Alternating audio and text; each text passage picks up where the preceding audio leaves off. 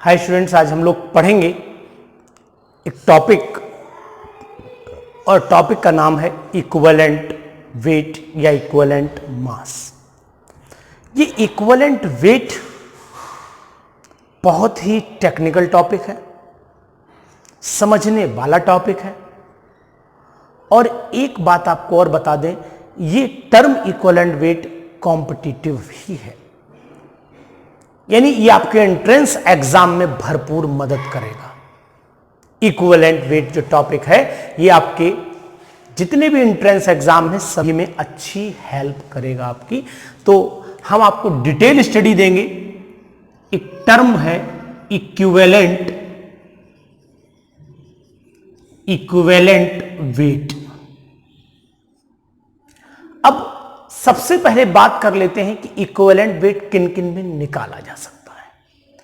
सबसे पहले हम लोग बात करते हैं कि इक्विवेलेंट वेट किस किस में निकाला जाता है। तो पहला है इक्विवेलेंट, हम शॉर्टकट में लिखा है इक्विवेलेंट वेट ऑफ एलिमेंट पढ़ेंगे, equivalent weight of normal salt पढ़ेंगे,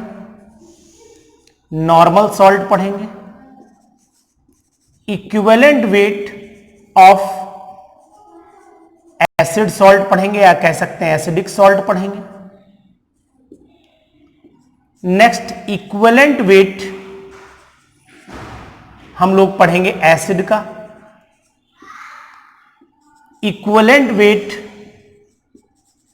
बेस का पढ़ेंगे और इक्विवेलेंट वेट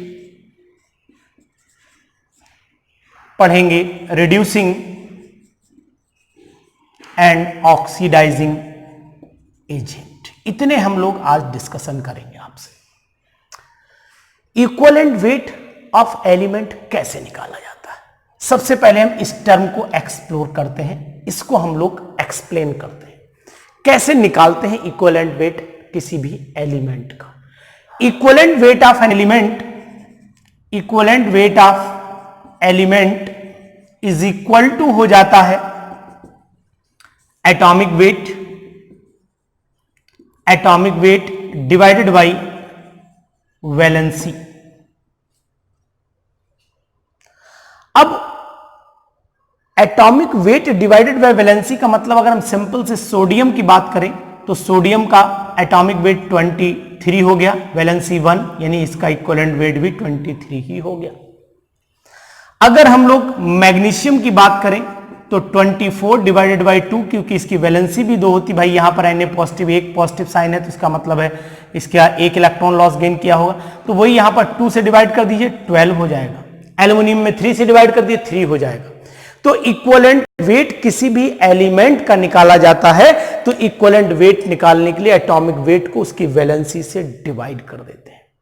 लेकिन नोट करने वाली बात यह है कि equivalent weight of any element with variable valency, जिसकी वैलेंसी वेरी कर जाती है, उसमें इक्विवेलेंट वेट भी वेरी कर जाता है। जैसे Cu पॉजिटिव और Cu डाई पॉजिटिव, यानी कि ये 1 वैलेंसी भी शो करता है, ये 2 वैलेंसी भी शो करता है, ये दोनों वैलेंसी शो करता है। इसका मतलब 63.5 डिवाइडेड बाई 1 और 63.5 डिवाइडेड बाई 2, यानी दोनों में इक्विवेलेंट वेट वेरी कर जाएगा। तो इक्विवेलेंट वेट किसी भी एलिमेंट का निकालना है तो एटॉमिक वेट को उसकी वैलेंसी से डिवाइड कर दीजिए, और अगर वो वेरिएबल वैलेंसी शो करता है तो उसकी वेरिएबल वैलेंसी से डिवाइड कर दीजिए, यानी जितनी वैलेंसी है अल्टीमेट उतने से डिवाइड करिए, आपको एलिमेंट का एटॉमिक वेट पता कर लेंगे आप आसानी से। This is very simple term. ये हुआ इक्विवेलेंट वेट। बाद में मैं आपको एक जनरल फार्मूला भी बता दूंगा, बिल्कुल कॉमन फार्मूला बता दूंगा, जिससे आप आसानी से कैलकुलेट कर लेंगे इक्विवेलेंट वेट।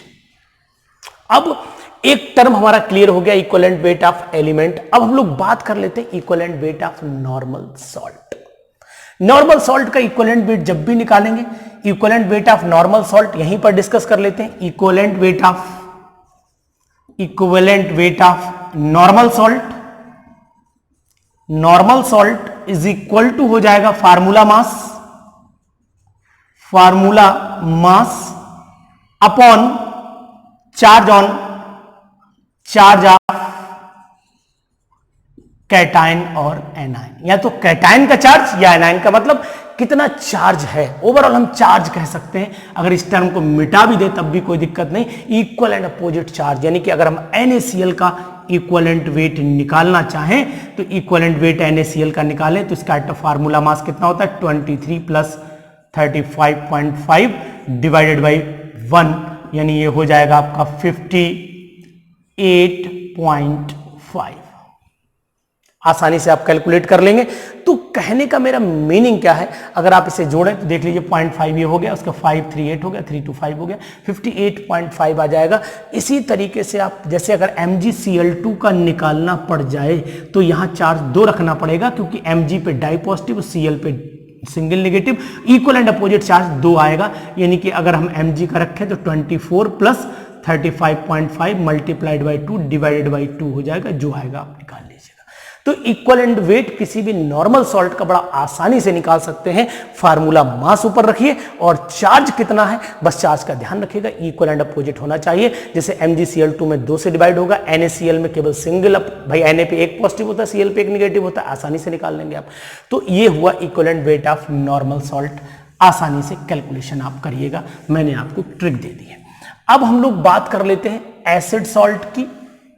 एसिड सॉल्ट में भी वही होगा कि फार्मूला मास से डिवाइड करिएगा, यानी कि यहां हो जाएगा equivalent weight of acid salt is equal to हो जाएगा यहां पर formula mass divided by charge, यानी कि number of H positive ion, number of H positive ions released by an acid, released by an acid salt, released by an acid salt. तो या ऐसे लिख सकते हैं number of H replaceable H positive ions भी लिख सकते हैं, कोई दिक्कत नहीं। नंबर ऑफ रिप्लेसेबल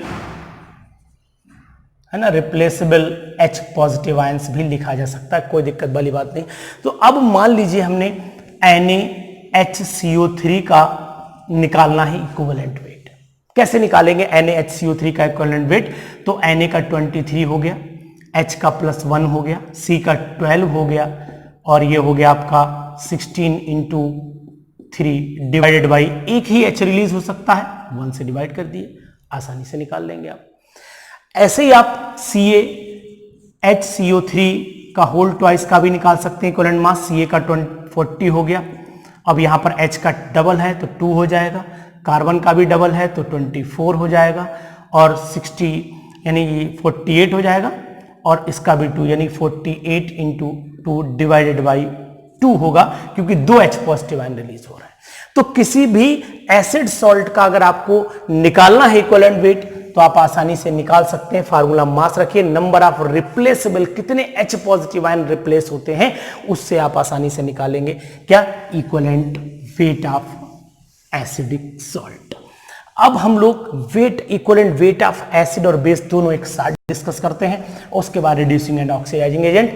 तो इक्विवेलेंट वेट ऑफ एसिड का मतलब हो जाता है यहां पर मॉलिक्यूलर मास अपॉन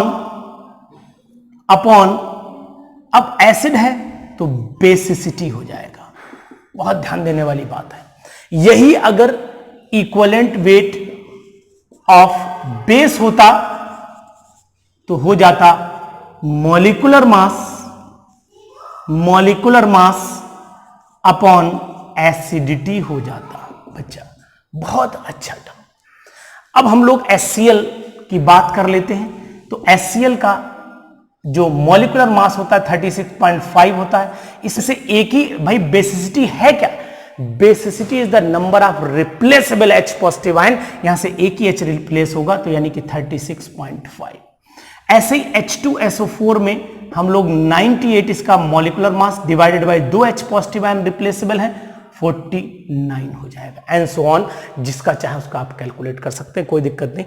बेस में मॉलिक्यूलर मास मान लीजिए NaOH की बात कर लेते हैं तो NaOH का 40 होता है और इसमें रिप्लेसेबल एसिडिटी होती क्या है, acidity is the number of replaceable OH negative ions, तो यहां पर 1 है यानी कि इसका 40 हो जाएगा, एंड सो ऑन। इसके भी CaOH का होल ट्वाइस में 2 से डिवाइड करके आप आसानी से निकाल लेंगे। अब रिड्यूसिंग एजेंट और ऑक्सीडाइजिंग एजेंट की बात आती है कि उसका हम लोग कैसे निकालेंगे equivalent mass. It is one of the most important term in equivalent weight. अब हम लोग इक्विवेलेंट वेट जब निकालते हैं किसी भी रिड्यूसिंग एजेंट का, तो इक्विवेलेंट वेट ऑफ रिड्यूसिंग या फिर ऑक्सीडाइजिंग एजेंट, बहुत इंपॉर्टेंट टर्म है बेटा, oxidizing agent is equal to हो जाएगा यहां पर फार्मूला मास या फिर सॉल्ट है तो यानी फार्मूला मास ही रखिए क्योंकि यहां पर सॉल्ट भी आ सकता है। ऑक्सीडाइजिंग तो नीचे आएगा नंबर ऑफ इलेक्ट्रॉन्स लॉस और गेन, और है ये ऑब्लिक का मतलब और गेन ड्यूरिंग ऑक्सीडेशन और रिडक्शन, यानी कि इलेक्ट्रॉन कितने लॉस और गेन हो रहे हैं ऑक्सीडेशन और रिडक्शन पर, इससे हमें पता लगेगा इक्विवेलेंट मास। अब हम लोग एक छोटी सी बात करेंगे जिससे आपको क्लियर हो जाएगा कि हम लोग क्या करना चाहते हैं। हम लोग इक्विवेलेंट मास निकालते हैं, इक्विवेलेंट वेट ऑफ KMnO4 बहुत इंपॉर्टेंट है, बहुत आता है कंपटीशन में, बहुत पूछा जाता है। तो equivalent weight of KMnO4 calculate करते हैं तो KMnO4 का इक्विवेलेंट वेट तीनों मीडियम में देखेंगे, एसिडिक में देखेंगे, बेसिक में देखेंगे और न्यूट्रल मीडियम में भी देखेंगे। तो सबसे पहले हम लोग आपको एक ट्रिक बताता हूं, उस ट्रिक के थ्रू आप जानेंगे कि इक्विवेलेंट वेट कैसे निकालते हैं KMnO4 का, तो वो आप जानिए। तो हम देखते हैं सबसे पहले एसिडिक मीडियम में। एसिडिक मीडियम में एक हिंट देता हूं आपको, MnO4 नेगेटिव कन्वर्ट हो जाता है Mn डाई पॉजिटिव में। बहुत सिंपल, इलेक्ट्रॉन का चेंज देखिए, यहां पर ऑक्सीडेशन स्टेट +7 है, यहां पर +2 है, चेंज 5 इलेक्ट्रॉन का दिख रहा है आपको, सिंपल। इसी तरीके से हम लोग एल्कलाइन मीडियम में देख लेते हैं, एल्कलाइन मीडियम में देख लेते हैं। एल्कलाइन मीडियम में होता क्या है, MnO4 नेगेटिव कन्वर्ट हो जाता है MnO4 डाई नेगेटिव में, +7 यहां पर है और यहां पर आपका आ जाएगा +6, यानी चेंज यहां निकाल के भी देख लीजिए, x - 8 इज इक्वल टू -2, यानी कि प्लस का 6 आएगा, यानी एक इलेक्ट्रॉन का केवल चेंज यहां दिखाई दे रहा है। और अगर न्यूट्रल मीडियम में देखेंगे, न्यूट्रल मीडियम में देखेंगे तो न्यूट्रल मीडियम में आ जाएगा MnO4 नेगेटिव कन्वर्ट हो जाता है MnO2 में, यहां +4 आएगा, यहां +7 आएगा, चेक करिएगा, यानी 3 का डिफरेंस आएगा। अब तीनों ही में इक्विवेलेंट वेट वेरी कर जाएगा, यानी कि मास होता है 158 डिवाइडेड बाई 5 हो जाएगा, यहाँ 158 डिवाइडेड बाई 1 हो जाएगा और यहाँ 158 डिवाइडेड बाई 3 हो जाएगा। इसमें तो 158 ही रहेगा और यहाँ पर चेंज आएगा 5, यानी कि 3 हो गया और ये 5 1 जा हो जाएगा, यानी 5 6 जा हो जाएगा। यहाँ पर 3 से डिवाइड करिएगा, यानी 50 हो जाएगा, 3 है ना, 3 पंजे 15 हो गया और 3 दूनी 6, यानी 52 हो गया और 3 6 18, 52.6 हो जाएगा। यानी कि अगर इक्विवेलेंट वेट KMnO4 का पूछा जाए तो एसिडिक मीडियम में सिंपल तरीका बता दिया, 5 से डिवाइड करना 158 को, और बेसिक मीडियम में यानी कि अल्कलाइन मीडियम में 1 से डिवाइड करना है, न्यूट्रल मीडियम में 3 से डिवाइड करना है। बहुत आसानी से कैलकुलेट करेंगे आप तीनों का क्या इक्विवेलेंट वेट। किसका इक्विवेलेंट वेट? KMnO4 का इक्विवेलेंट वेट तीनों मीडियम में अलग अलग आ जाता है। ये मैंने आपको इक्विवेलेंट वेट की फुल डिटेल समझा दी। इसी तरीके से अगर K2Cr2O7 का निकालना पड़े तो मैं आपको यूं ही बोल देता हूं, K2Cr2O7 का जो फार्मूला मास होता है वो 294 होता है और उसमें इलेक्ट्रॉन का लॉस और गेन 6 का होता है। 6 से डिवाइड कर दिए 294 को, ऑटोमेटिक निकल के आएगा किसका? एसिडिक मीडियम में K2Cr2O7 का इक्विवेलेंट वेट। तो कैसी लगी मेरी इक्विवेलेंट वेट बताने का ये ट्रिक? बहुत सिंपल तरीका है, कॉम्पिटिटिव है, जेईई मेन और नीट के लिए बहुत ही फायदेमंद है। तो अपनी केमिस्ट्री को हमारे साथ इंप्रूव करिए इस ट्रिक के थ्रू जो हम आपको लगातार अपनी वीडियोस के थ्रू देते हैं। Thank you, good day.